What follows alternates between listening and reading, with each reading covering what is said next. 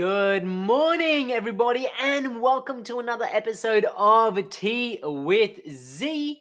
My name is Zamel Solanki, and it's an absolute pleasure to be joining each and every one of you again on another episode. And as usual, some likes, some hearts, all about that energy exchange. If you are watching live, smack that button, that like button, that heart, whatever is going. But if you are watching even on YouTube, make sure you're clicking that subscribe button and that little bell for the notifications as well, because at the end of the day, we jump on each weekday morning on all of these channels, but tomorrow exclusively in the Limitless Network, which the details are in the comment section below. So definitely jump on into that, because in the Limitless Network is an exclusive episode every single Friday.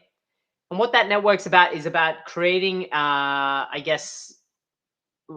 community for like-minded people who value health in any way, shape, or form. So jump on in there. Be absolutely awesome to have you join in there and join us on our episode tomorrow.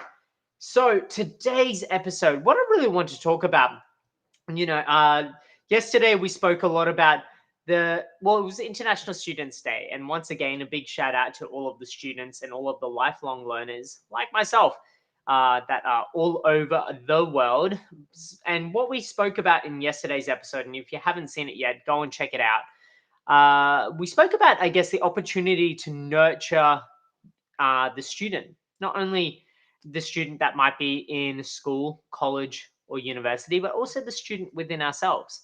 And what I really wanted to touch on, to sort of elaborate and expand on that, was the way in which we can, use that mentor-mentee relationship, but really ensure that we're kind of on the same page. Now, when I'm talking about this as well, not only does it relate to our mentor and mentee relationship, but it relates to the way in which we communicate with our team, but also with our patients as well, with our consumers, with our customers, whatever industry you're in. In the health industry, of course, it's patients. And when we start to communicate between ourselves and them, we've got to really wonder and go, well, what are the words coming out of our mouth? But what is the information that they are taking on board and receiving? Now, the reason why I'm bringing this up today is that lately I've been working on a project, and sometimes during this project, there's been communications where have been put forward by us, and we're talking about it. But by the other people that are receiving the information, they've interpreted that information a little bit differently. And as a result of that, there's been different outcomes as a result of the information, even though I guess from our end, we believe that we're talking from a practitioner end, we're talking to our patient in a way that we understand, but they themselves aren't receiving that information in that same light. And as a result of that, they're taking on board this information, thinking that they're doing what they need to do with this information, but in fact, actually having unintended consequences by doing an alternative action based on our intentions.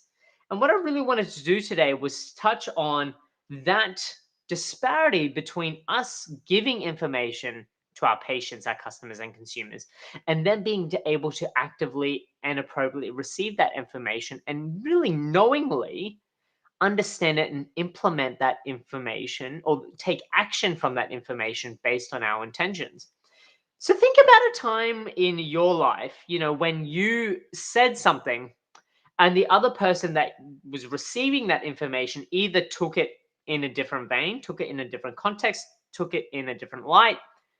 And as a result of that, did an action that was totally different to what the intention of the information was there to deliver in the first place. Think about it. It might even be the simple thing of you've given an instruction and they've done something totally different. And this might not just be with your consumer, your patient, or your customer.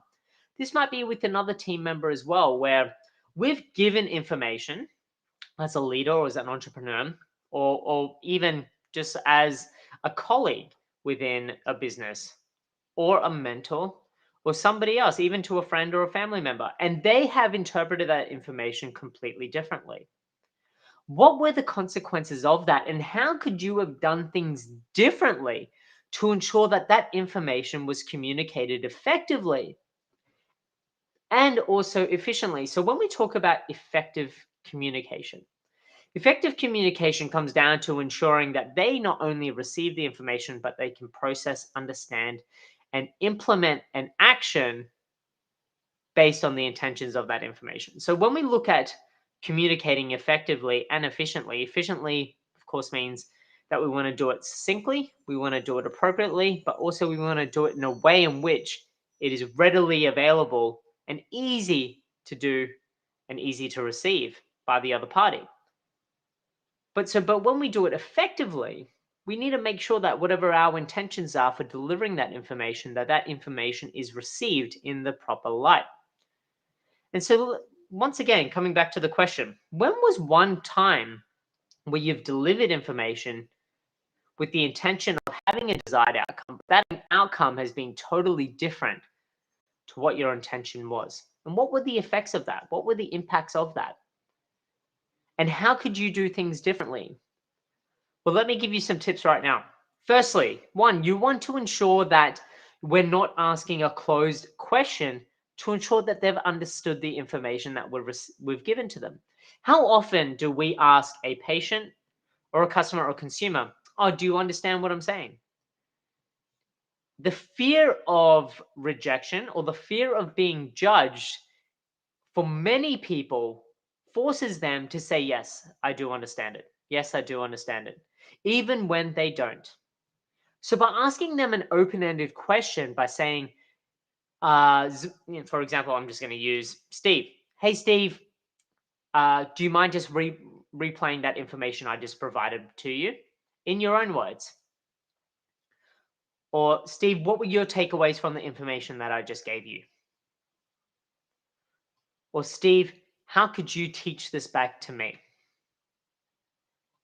Whatever it might look like or come out as a question, essentially what we're trying to do is get a replay of that information based on their own understanding. And then it allows us to fill in the blanks for anything that might actually be blank, or it might actually just be a great representation of their understanding, and happy days. We then can reconfirm that and go, Steve, well done. That's exactly how I intended to deliver that message to you. Or great, Steve, I love what actions you're going to take from that. Sounds great. Whatever it might look like, we can then confirm it, or we can actually then re-clarify it, and then once again seek to confirm understanding. The other part of this as well is to also do follow-ups. Hey, how are you going on XYZ? Can I support you with it? Just checking in. Not checking on you, just checking in. Were there any questions, concerns, or roadblocks that have popped up along the way? Can you tell me what step you're up to right now and why you're doing what you're doing? What part of the process has worked really well for you, and what part of the process should we chat through to to help improve for next time or for the rest of the project? Whatever it might look like, seeking feedback, and from a patient's perspective, it might be, hey, I just started you on this new medication. How are you going with it? Tell me about it. Are you remembering? Well, how often are you forgetting? Because that's totally normal. So we're framing up also an element of psychological safety during this process as well. So we're not checking on, we're checking in a really safe environment. And lastly, we want to reward them and give social praise for when the job is done, or when the job is done right. Hey, Steve, I saw you did XYZ. Fantastic work. Let's talk about it. What worked really well? What didn't work well for you? How can we do things a little bit differently to help ensure that when we go do something like this next time, it works even better? And we've covered off a debrief process before. But by debriefing and any communication that we have further down the track helps us to ensure that there's continuity in that discussion. There's continuity in that level of understanding. So those are the three things. Those are the three things that we should cover. Because without those three things, then how can we ensure that we've effectively communicated? So the first thing, we're not asking closed questions. We're seeking to get a replay of that information so we can fill in the blanks and also reconfirm their understanding of the information. Secondly, we're not checking on, we're checking in. We're seeing what challenges or roadblocks have popped up along the journey and seeing that they still understand what needs to be done and how we can support them along the way. And thirdly, then we're recognizing their efforts. We're recognizing their efforts. And as a result of that, building further trust and rapport, but also establishing a way to do things better next time. So when it comes down to effectively communicating, even from a mentor and a mentee relationship, but also from a practitioner and a consumer patient perspective, or whatever business that you might be in where you've got customers or consumers, whatever it might look like to you, this helps us to establish a lot more effective communication. And by being more effective, we're naturally being efficient as well. So tell me in the comment section below, when did you communicate something one time and have it sort of not pan out the way that you intended to? And as a result of that, what did you do differently? Did you look at what happened and how you could have evaluated that situation to make sure that it doesn't pop up again? Or did you simply ignore it? And what were the consequences of that? And on the flip side, what's the consequences of doing it really well, where you've sought to understand, where you've done those three things, and you've sought to understand and ensure that the communication is being delivered effectively and also being received and understood. So that's my question for you today. I really look forward to reading your comments in the comment section below.